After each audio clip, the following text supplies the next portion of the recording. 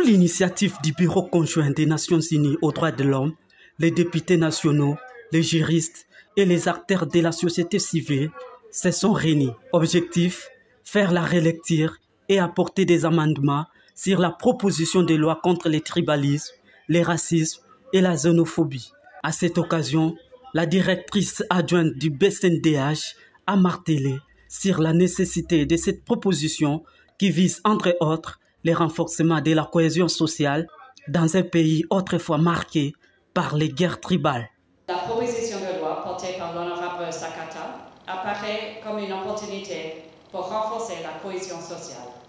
et encourager la cohabitation pacifique dans nos différences. Il est donc du devoir du BCNUDH, dans le cadre de son mandat de promotion et de protection des droits de l'homme et de coopération technique en RDC, d'accompagner tous les acteurs, non seulement dans la prévention et la répression de ces actes,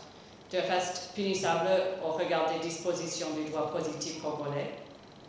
mais aussi dans la mise en œuvre des mécanismes de renforcement, d'appropriation et de respect des instruments internationaux et nationaux relatifs aux droits de l'homme,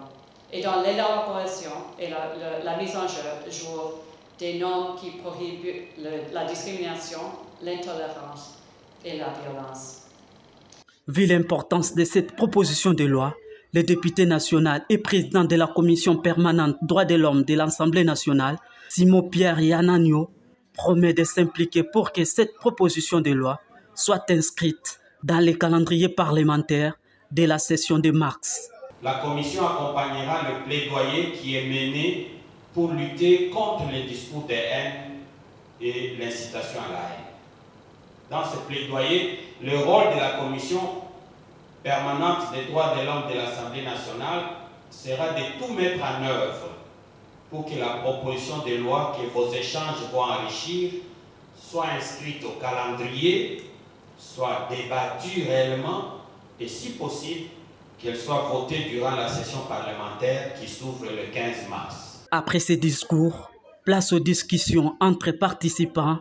afin de permettre à chacun d'eux d'apporter sa contribution à cette œuvre législative.